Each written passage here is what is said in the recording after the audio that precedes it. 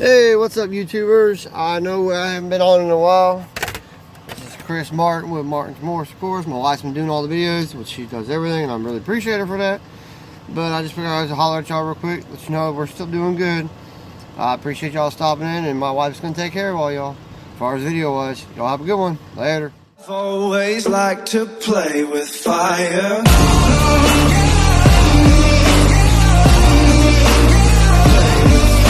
YouTube, it's Tiffany Martin with Martin's Morphs, back for another episode. An update on Bonnie. She's looking big. Keeps dumping over her water and creating more humidity.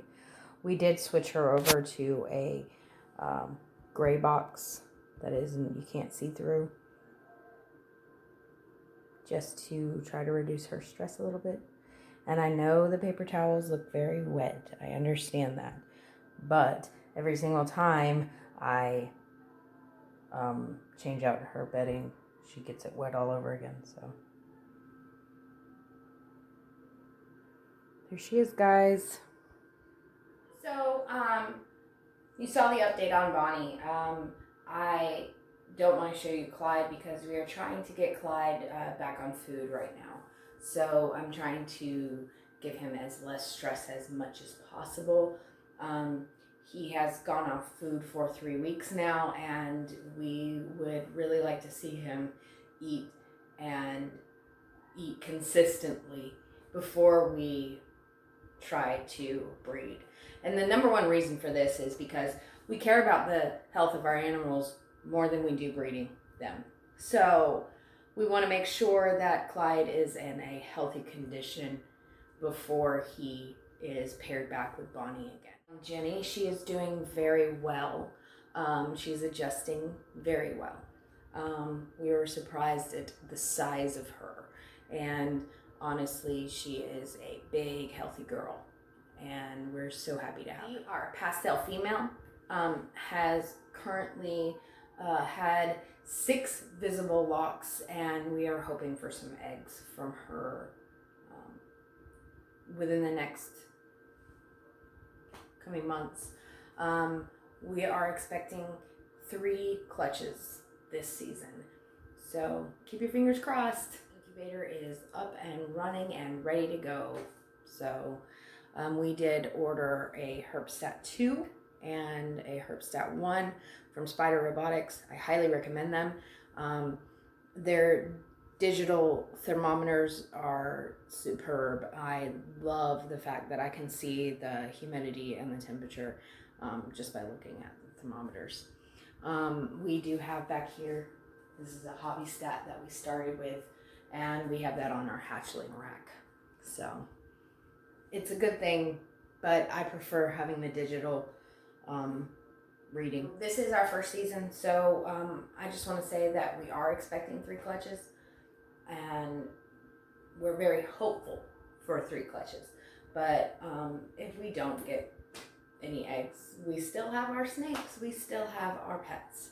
We still consider them our pets because we each individually pick them out. Now I'd like to go into a basic setup for a ball python. This is what we use for our juveniles, not our adults, not our hatchlings. This is what we use for our juveniles.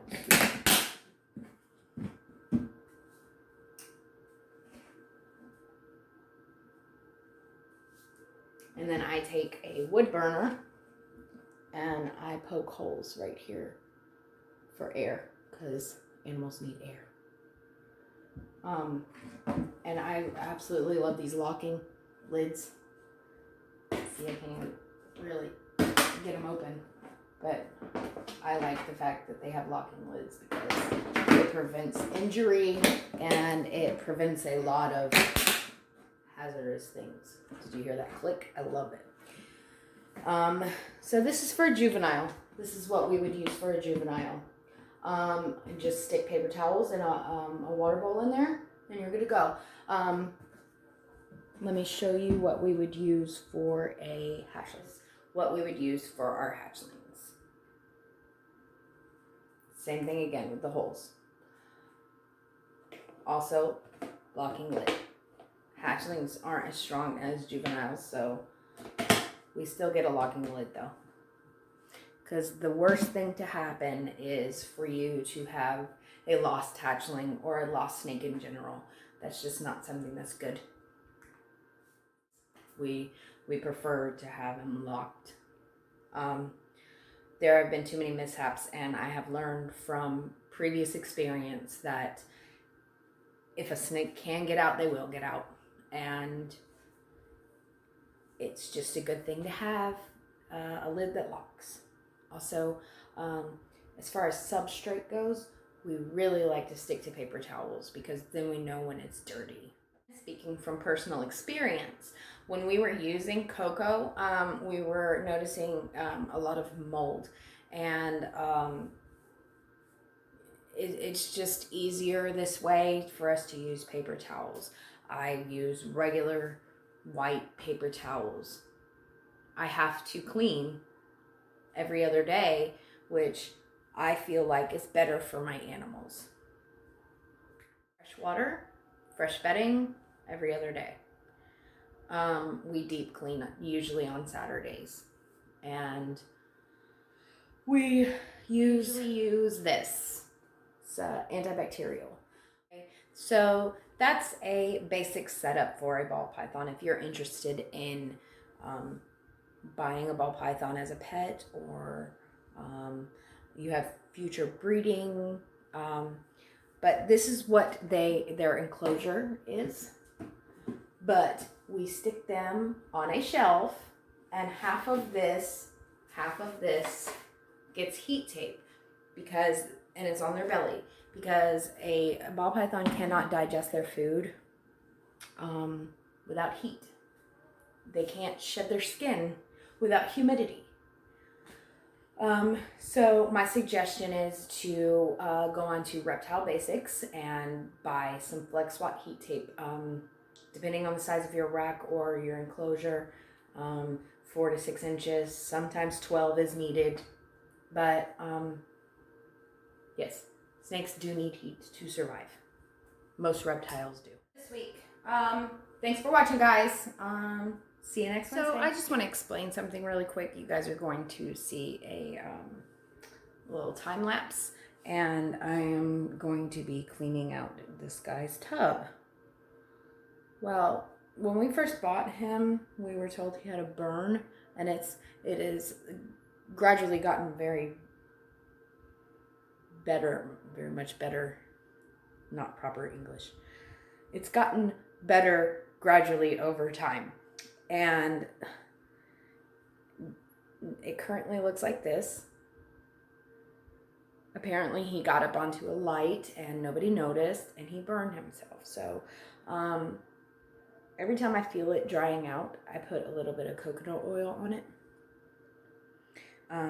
because coconut oil moisturizes the skin. Also, it has antimicrobial substances in it. Coconut oil is very good for skin. So I just wanted to show you, this is our black pastel. You guys have seen him already in a couple of our videos, but he does have a burn that we are treating. Just for an explanation purposes. That's why his name is Achilles. His name is Achilles because he has an Achilles heel.